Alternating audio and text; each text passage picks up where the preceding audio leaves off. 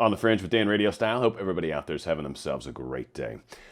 It's been crazy what's been going on in Beirut. Got some pretty awesome information that's tied in around that. Some comparable information that might be intriguing and interesting, and someone that speculated a little bit. We're going to have some fun with the speculation because Trump called it a bomb.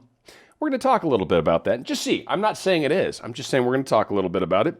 Biden stepped his foot in his mouth once again, showing how racist he can be. Also, we've got some information around Graham, Sally Yates, Feinstein, all this good stuff. And then, of course, mail-in voting.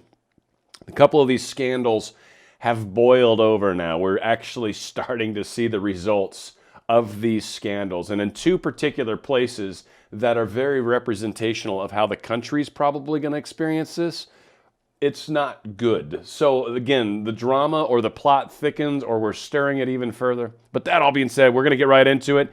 So the explosion in Beirut, obviously very, very crazy. And I got this one other picture. Like, can you just imagine a situation in life where this is your choice? Right at that moment, you're like, I am going to sit in this one piece of furniture that exists and just think about things for a second.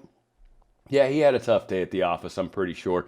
We're going to show some pictures that actually demonstrates the level of severity that this bomb blast did. Now, of course, this guy, when he went to bed the night before, he was like, I wish I could figure out how to kind of open that room up a little more. It's just so enclosed. And, well, there you go. That's one way to go about it.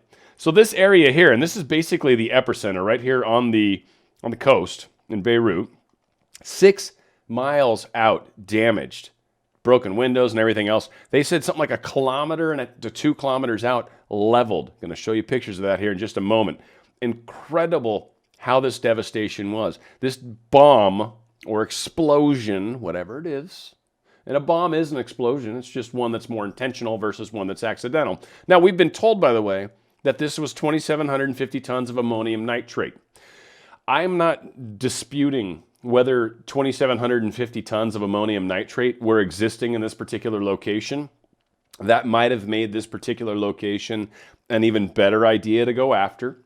Or that ammonium nitrate may have had multiple possible uses. Certainly Israel popped into my head right off the bat. This was supposedly, I've heard, and I don't know if it's true, but supposedly the Hezbollah, were creating rockets possibly from this factory, and certainly this could potentially be an ingredient that would be used to manufacture rockets. So any number of things is possible, but whatever the case was, this 2,750 tons of ammonium nitrate and or possibly an additional helpful agent managed to create an insanely big explosion. I mean, insane. This GIF is really cool. It shows, or GIF, I'm not sure how you want to say it, right? Tomato, tomato. But this right now is the picture of after, but if I click on it, it'll show before and then flip to after. And I don't know if I can go big on it, but it's good enough. See that? Boom. That's what it did look like, and then not anymore.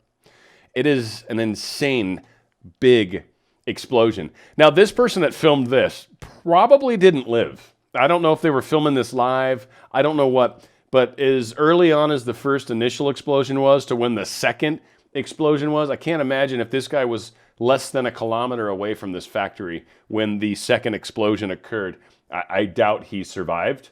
But look at before I think right before the first explosion, and this might have possibly been right when the first explosion happened. Check this out.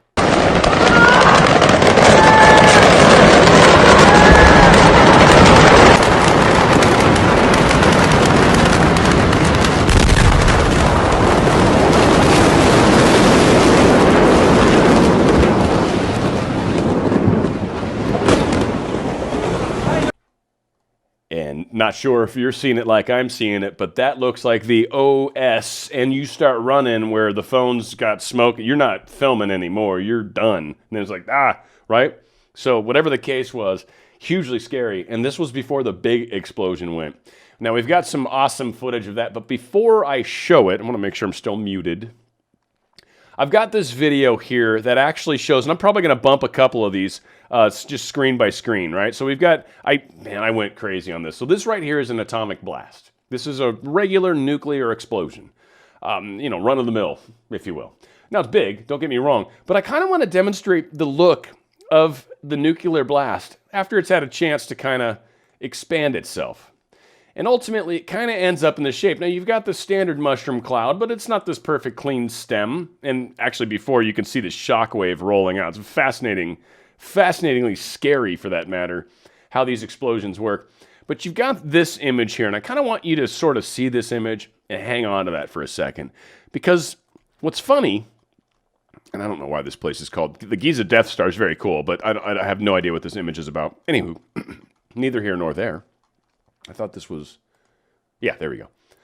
This image is the fire beforehand. Now, it's just weird because that's a fire. I mean, it's a lot of heat, but it's got that very kind of oddly similar look to it. But, and I will say, I think this is what kind of makes this look very different than maybe it was, maybe it wasn't, I don't know. But this kind of looks like severe fire, big explosion, very crazy. Now, this could have been, in my opinion, this could have been the sodium nitrate or whatever it was, right? This could have been that. I believe that for sure. But what I think we're going to find is when the explosion happened, and we've got a really cool little footage here that shows it from a number of angles, and it's let's check it out.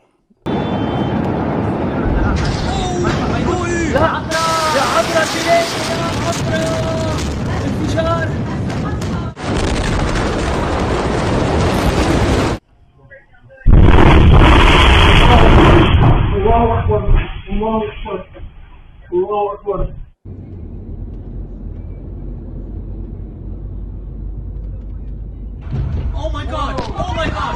Oh my God! Oh my God! ازيك يا سيد عامر الفور. الفور ماشي عبارة عن كسر حديد. كسر حديد الفور ماشي. كسر حديد الفور. That is insane damage. That weapon looks like it could potentially have similar effects to like a small nuclear blast. Now, is it nuclear? I don't know. Because again, that's pretty small. Now this obviously has that kind of telltale, right? But that's the fire, right? This was before the blast. This was before the booyah happened. But when that big explosion happened, we did actually manage to see some pretty crazy explosions within it, if you will. We saw it from a few different angles earlier. And I want to kind of point out a couple things in here where this guy goes over the different generations of nuclear weapons. Again, just real quick. First generation nuclear weapons are those that are pure fission. These were like, Nagasaki, Hiroshima, which, by the way, 75 years ago today was Hiroshima. Okay? So 75 years ago today, we used extremely super old technology. Generation 1 nuclear weapons. Essentially very, very dirty nuclear weapons. Not a dirty bomb. Dirty bombs just spread radiation everywhere, but don't actually thermonuclear or don't explode from a nuclear standpoint or don't fission or don't fuse animals together. Second generation are those weapons that, in addition to being pure fission weapons, also utilized a mixture of deuterium or lithium or sometimes tritium to add some extra neutrons. And what that actually does is that kind of boosted the yield. It made it even stronger. So it made these fission weapons even more powerful. And I believe there was also the understanding, and I think this is the third generation, are those that were more of a combination of a fission and fusion weapon. And how these kind of work, not to get off into the weeds, is they created layers. And so really the explosion happens at the speed of light faster than the shock wave. The shock wave is what kind of blows everything apart. It's what shatters the bomb into many pieces, if you will.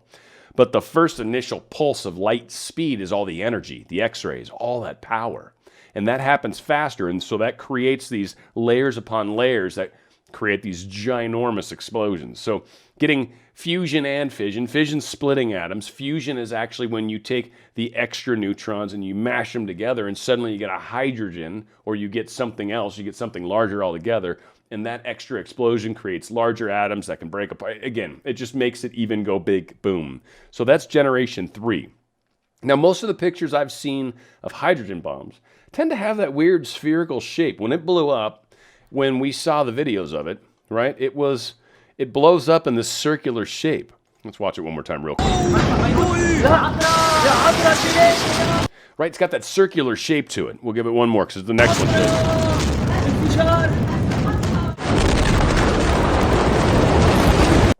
You see how that shape came out, that circular shape? Well, that's kind of sort of apropos of how a hydrogen bomb happens.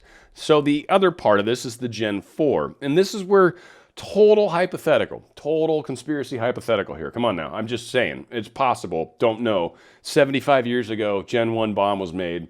Here we are 75 years later. I'm sure we've figured out ways to make them more efficient. Now, what would more efficient be?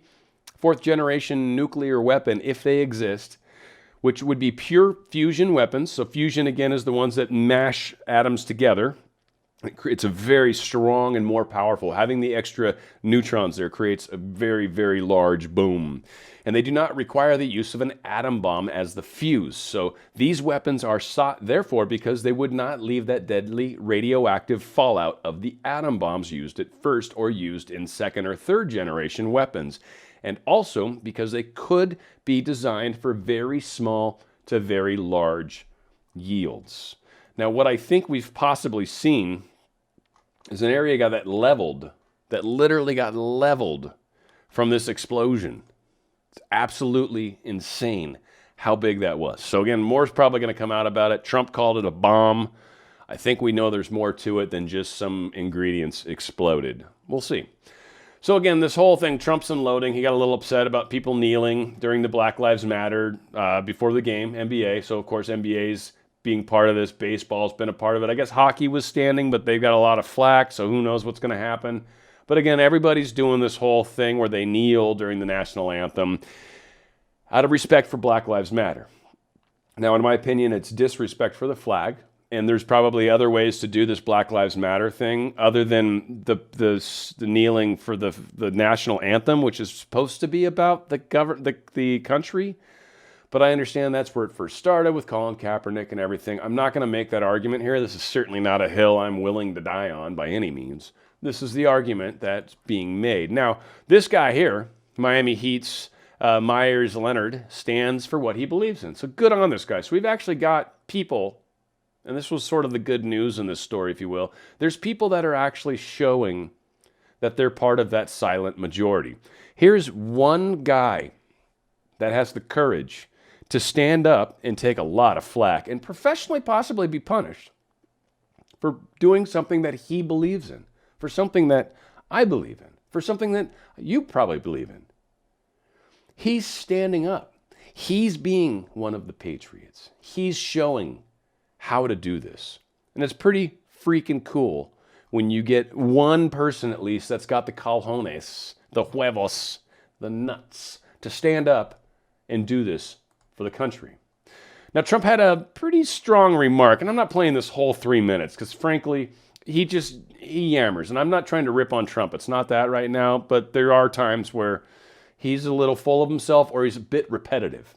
So for 3 minutes, he kind of owns this whole interview. The first minute of it is really key, and he basically just restates that same damn thing 2 more times. So we're going to listen to the first minute. I'll cut it at the appropriate place, and we'll talk a little more about it here. Hank. On business, I want to talk about the business of sports. It's reopening in our country. A couple of years ago, you were very vocal about kneeling for the national anthem. Now it seems that standing is the new kneeling, in that only 3 players in the NBA, Jonathan Isaac, Myers Leonard, and a coach, Greg Popovich, are actually standing for our nation's anthem. Your take on the state of the league? I think it's disgraceful. We work with them. We work with them very hard, trying to get them open. I was pushing them to get open, and then I see everybody kneeling during the anthem. It's not acceptable to me. When I see them kneeling, I just turn off the game. I have no interest in the game. And let me tell you, there's plenty of other people out there too. And Black Lives Matter. Nobody's done better for our black community than me. Nobody, and that is, with the possible exception of Abraham Lincoln, it's true. Criminal justice reform, opportunity zones, best employment numbers in history. Every single, what I've done, funding the black colleges and universities, historically, they say historically black, but the colleges and universities funded it for a long time. They had no funding. They had to keep coming back to Washington. I took care of them for long term. Again, he's done a lot of great things for the black community. There's no question about it. I like Trump. I'm going to say it. I'll say it out loud. I like the fact that he's a little gruff. I will say, though, he is hard to support sometimes. No question about it. And I'm not saying this is one of those times, but you know, Lincoln is kind of a profound leader in this country. And I'm not saying Trump has not done some amazing stuff for us, because he has, but I feel like it's a bit strong when he kind of like, other than Lincoln, I am that. It's like, wow, dude, all right, I got you. And someone's got to be tooting his horn, because if he's not, who else is going to, right? No one else is going to fight for this guy. But it is interesting how this whole thing is playing out. And essentially, a lot of people are starting to get frustrated with this whole movement where no respect for the country. I get there's problems with, you know, Black Lives Do Matter. There's problems where there is some violence in certain areas, but we've also got a lot of, in the black community now, are standing out and coming out. And I've heard some reports today where they're actually stating that, you know, they want the police to actually be there for them. So this whole defund the police movement is starting to fizzle in a very, very big way as well from the black community also. Very powerful. Now, Biden, not to be outdone, decided he had to take one more step in that direction. I don't know if you guys remember that video back, and if you're actually, you know, if you're black, then you should know you should vote for me, or whatever his exact quote was. It was just dumbfounded. It's like, wow, like, you're not black if you can't vote for me, whatever the heck he said. It was something ridiculous. Well, I think he's maybe trying to see if he can top it. I don't know. You tell me if he accomplished it. No, but most people don't know. Unlike the African American community, with notable exceptions, the Latino community is an incredibly diverse community with incredibly different attitudes about different things. What you... Wait, what? Wait, are you trying... Wait, hang on, one more time.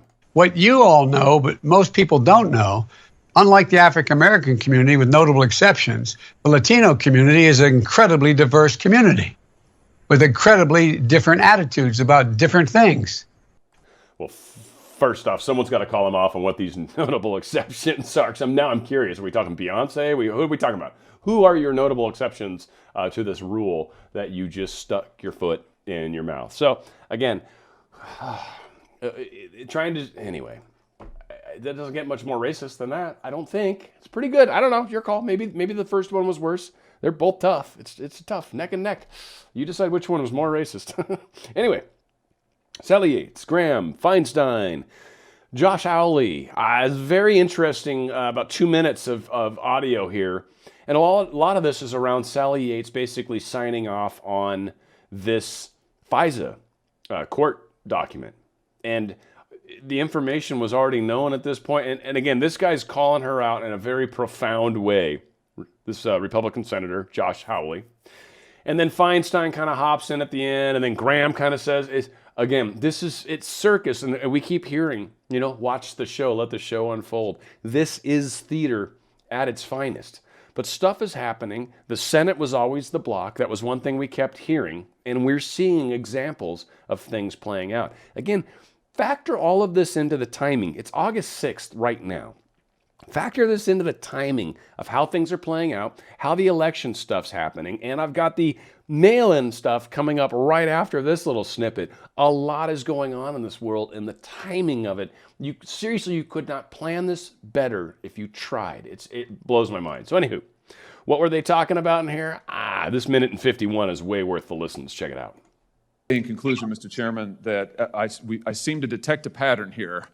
Ms. Yates testifies she has no idea what her deputy is doing as he facilitates contact between a political party opposition research and the FBI. She has no idea that these applications that she signed materially misled a federal court. Just as Rosenstein said, he had no idea. Nobody appears to know anything in this government, and yet somehow a federal court was deliberately and systematically misled so severely that they now say they can't trust anything that the FBI did. If this doesn't call for a cleaning of house at DOJ and the FBI, I don't know what is, and I just know that Bruce Orr is still on the payroll at the Department of Justice. Thank you, Mr. Chairman. Senator Coons. Yeah. I'm sorry, we want a 5-minute break. I apologize, Ms. Yates. Mr. Chairman. We'll take a break from Ms. Yates. I see no reasons for those remarks. They're inflammatory. I think the witness ought to be able to respond if she chooses to. She certainly may, and let me just get my 2 cents worth. I don't think they're inflammatory at all. I think it's the truth. Bruce Orr is apparently going rogue. You got her deputy orchestrating interviews and meetings, and he tells the FBI in November, you need to watch Steele. What the hell's going on over there? I don't That's think why you we're can- doing this. I don't. Since my remarks are the ones that are just challenged, Mr. Chairman, I'll just say with all due respect, we have a deliberate and systematic misleading of a federal court here. I don't think you can say anything more inflammatory than what the federal court itself said when they issued an incredible statement. I've never seen a federal court, let alone the FISA court, issue, saying that they now had no confidence in any of the submissions of the FBI based on the level of lying. Well, that everybody's came to them. blame and nobody's to blame Exactly. is the problem we have. We'll take a 5-minute break and we'll let her respond. And that really was the most powerful part of that whole thing. The FBI straight up is not trusted by the FISA court right now. That's a pretty serious accusation. That's a pretty serious problem. And Graham basically called out Feinstein and said, hey, look, you know what? Yeah, we need to be calling this out. That's why we're here right now. And nice try backing up your cronies. And again, Feinstein is very much a part of this. And if you think, and she's another one of the California people, like, you got to look at so many of the people that are really problematic right now are in New York and California, like two of the main places where a lot of these horrible politicians are at. So, hey, again, guys, if you decide to end up nuking California and kill me in the process, I just want you to know I'm willing to take one for the team. We've got some bad people here. But yeah, there's some good people here too, just not in politics. Anywho, yeah, no one wants to take responsibility for what happened. Nobody wants to. A lot of people's signatures on stuff. People are in pretty much big trouble. Now, this is another really cool little thing. And this one, let's just give this one a go. I think it speaks for itself, and it's powerful. I love it. Trump will not be president. Highly critical, biased text messages between senior FBI officials Peter Strzok and Lisa Page. There will be no question about the outcome of this election. And she got ahead of herself. This utterly stunned this campaign. Head home. You should get some sleep. We'll have more to say tomorrow.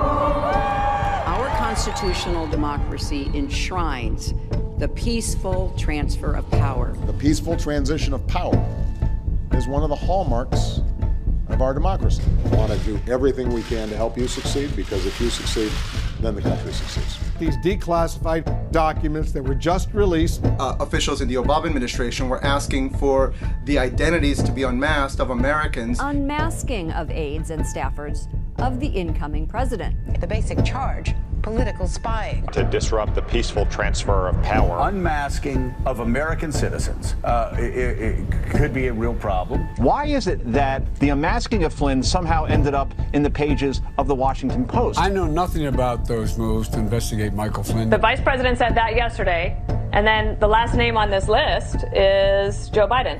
The Obama administration was bitter. They wanted to do everything they could to undermine the incoming Trump administration. Really designed to sabotage and really upend the new administration. An outgoing president and a vice president and a Washington Post columnist and the FBI setting up an incoming administration. Wow. That's a real conspiracy, and nobody wants to talk about it. Yeah, no one wants to talk about it. And again, it's not even okay to talk about. Is this what, well, there's a lot of evidence that's coming out. Can we question a lot of this? A lot of evidence is coming out. A lot of people knew. And of course, Biden's been busted already admitting, oh, I didn't know anything about it. Yeah, you did. Liar. So a lot is coming out. A lot is coming out. Have faith. Watch the show. It's got to happen at the speed it happens. People have to see this. It has to happen in real time.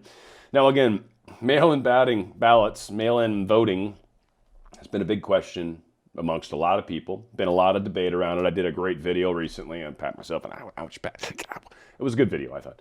And it really is. There's a lot of angles that go into this mail-in balloting. And first off, just the term itself is confusing. There's absentee balloting, which is technically mail-in balloting. And then there's just straight up everybody mails in their vote. And that's mail-in voting for, just as a lump sum. So there's a couple different things. We've been doing absentee ballots for a long time. Mail-in ballots, with the exception of like 5 states, is actually super new. 5 states been doing it for a little while. I think Oregon leads it. They started in 98. We got Oregon, Colorado, Utah, Washington, and there's another one I can't remember right now. So they're getting better at it. Florida, I think, is the other one. So what's funny is this is part of the problem, and what a lot of people are pointing out as part of the problem is if we, are going to have an elective system or an election system, we need to be able to feel like we can trust it. Now, there's a lot of things that are numbers that get skewed or misrepresented or whatever. And I kind of want to be very straight about that up front. Now, again, I also want to say that I think the very nature that we've got these extra weird, wishy-washy numbers is partially why the vote by mail is not the best idea, just because there's too many places where it can be problematic. And does it just benefit one side versus the other? No, a lot of the research suggests it benefits both sides. Both sides can take advantage of it. Which again, in my mind, that's a bad reason. That is a bad reason to use it. It's not only prone to mistakes, it's not only prone to be taken advantage of, but as we're going to find out, it's horribly inefficient and really time-consuming and, well, shucks, doesn't seem to be all that accurate.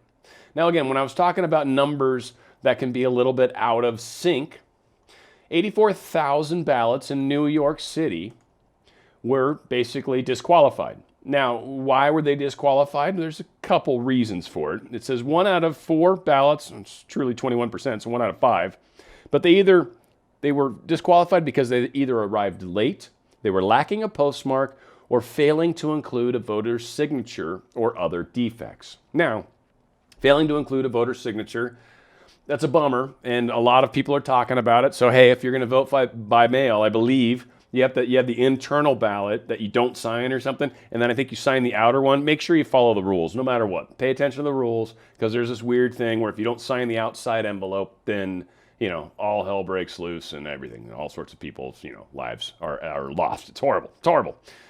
So again, there's that. But lacking a postmark, okay? All right, I thought they were supposed to be okay with that, so that's a post office thing. So again, one of the issues that could very easily happen. The post office might take these ballots and go, oh, there's no stamp, chuck it in the trash, or, you know, shred it or whatever they do for fun. But the other one is arriving late. This one bothers me. At what point do you draw the line? Now, when you vote electronically, we have a voting day. You go into the polling place, you do your vote, you pull your lever, whatever your thing is, you punch your hole, leave your hanging chad, and life moves on. But you're done. It's all done in one day. We're pretty much able to count it, usually within that day or by the very following day. We know what's up. That's not the case with mail-in ballot, it seems. And people are like, well, I didn't get it in time. Well, okay. How much time do you need to get it in by? So what do we give you an extra 3-day grace period because it could take the mail 3 days, maybe 7 days. Maybe we give you an extra 7 days grace period. Well, but what if it comes out on 8th? What if it's the 8th day? How about we give a 14-day grace period just to make sure? But gosh, what if something shows up 15 days into it? Oh my God, that person's vote wouldn't be counted. How far out do you extend it? How long after the election are you allowed to just magically find votes? There's way too many questions that come into play. So in New York, 84,108 votes were rejected for whatever reason, either legitimately or not legitimately, or a mixture of both, which probably is. 21% of their 403,103 votes were disqualified. 21%, 1/5 basically in my mind. They rounded up to a quarter. I think that's being a little egregious, frankly. So that's New York. Okay, well, that's probably the only place. Everybody knows New York's jacked up. All right, well, and New Jersey. I mean, if they're right next to each other. Come on, they like drink the same water, probably. Well, that's possibly true. Now, oddly, similar numbers. 1 in 5 ballots rejected as fraud is charged in the New Jersey mail-in election. Huh? Not going real well in a lot of these states. And as it turns out, in this city council election, we had 16,747 vote-by-mail ballots received, but only 13,557 votes were counted. Now, just doing some quick math, that's a little over 3,000 votes. Well, they did the math for us, so that's 3,190. That's 19%. Ballots cast, disqualified, didn't take them, whatever. 21%, 20% of the ballots. And again, it's only going to cause people, whoever wins, it's going to cause the other side to be like, well, see, you didn't count 3,000 votes. I'm sure every single one of those votes were for the person that I wanted to win. Maybe, maybe not. But again, how do you know? That a lot of question marks. Is that worth it? No. I mean, I don't know where we're at. I think the absentee is probably the way to go. If you're someone that feels really scared about going into a voting place, totally. I think the rest of the people, we should go into voting places, get the numbers done, make sure we play part in this voting, make sure our vote counts that day. Let's not go through this horrid craziness, because again, that was just one area. Grewal announces voting fraud charges against Peterson Councilman Michael Jackson, which is just, really? Councilman Michael Jackson? They just can't leave the guy alone. He's dead already. I'm kidding, of course.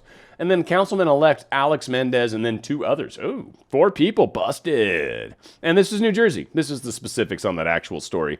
Michael Jackson of Patterson First Ward, Councilman and Council Vice President, fraud and casting mail votes, unauthorized possession of ballots, tampering with public records, falsifying or tampering with records. Alex Menendez, 45, Peterson Third Ward, Councilman-elect. Election fraud, fraud in casting mail-in votes, unauthorized possession, false registration, tampering with public records, falsifying or tampering with records. Oh, look at this, Shalim Khalik, fraud in casting mail-in vote, unauthorized possession of ballots, tampering with public records, falsifying or tampering with records. How about Abu Razin? Is it just me or these names? Anyway, fraud in casting mail-in vote and unauthorized possession of ballots. Now, we've talked about insurgencies many a time. Sure seems like one's going on in New Jersey. And yeah, people are becoming aware of these inconsistencies. And there seems to be many of them. So when we talk with our friends on the left, when we have these discussions about why mail-by vote or mail-in voting is maybe not the best idea, rather than saying it benefits Democrats, no, it doesn't. It benefits both sides. Rather than saying that, say, no, actually, it looks like it benefits both sides. There's evidence of cheating. There's evidence of a lot of votes that don't get counted. Current evidence will be like, what stories? I haven't seen any of them. Okay, there's New York and New Jersey that are currently still happening. New York still hasn't decided elections because they still haven't counted their votes. They did their election, June 26th or something, 24th? And here we are, August 6th. We still don't know. These are the facts that we share with people. We don't get in their face. We don't make it a fight. What we do is we say, hey, let's do elections a way that, one, we know works. We've been doing it for a long time. I get there's a sickness, but right now is not a time to just be making crazy split decisions. There's too much at stake. There's the President of the United States and a number of senators and House members that hopefully will swap seats to a lot of people. I'm sure there's a lot of people that want to see seats swap. So this is the time for all of us to unite, to be loving to our fellow American, and to try to help those that haven't woken up, help them wake up, help them see what's going on. Don't argue, that doesn't help anybody. But point out these facts. There's a lot of them. Voting by mail is dangerous. Absentee, you've got a couple extra steps. Just straight up mailing votes to everybody and then hoping it works out for the best. There's a lot of potential problems that can occur. Not just cheating, but miscounting or not counting or taking way too long. There is a lot of things that can go wrong. And those things don't typically happen when you go into a polling place and vote. And I'm pretty sure we can make it reasonably safe. We can probably get these things more than 6 feet apart. You could probably do all sorts of stuff to sanitize them. So again, I think a lot of these concerns can be remedied. We're going into stores wearing a mask. Then if a mask is good enough for that, a mask should be good enough to go into these public places and vote and make sure we've got a secure vote, which is what counts. Got a lot of great information coming. Q is still dark after 7 days. And again, I love when that happens. It just means a lot of stuff is going on, and that's truly what we're seeing. Lindsey Graham's continuing these Senate hearings. Stuff's coming out of that. Durham is going to be coming out with information very soon, which means there's going to be another something is going to go down. So be prepared. Make sure you're stocked up. Make sure you've got your toilet paper and all your stuff. Make sure you've got some water. We're going to have another moment come up here soon, folks. We're going to have another moment come up here soon. This is about the best warning you're going to get. Make sure you're ahead of the game. Get your weird stuff that people freak out about and you can't buy anymore. Get that now, because again, it's going to, I don't know when, a week or two or whatever. It's coming, folks. So hang tight, stay together. Where we go one, we go all. That's how we're going to do on this. That's how we're going to win this, folks. It's an information war. And those with the information and those spreading the information, the facts, the information, not the BS. Those that are out spreading the information, talking with people and being helpful, we're the ones that are making the difference in this entire war. Where we go one, we go all, like I said. It's on the Fringe with Dan RadioStyle.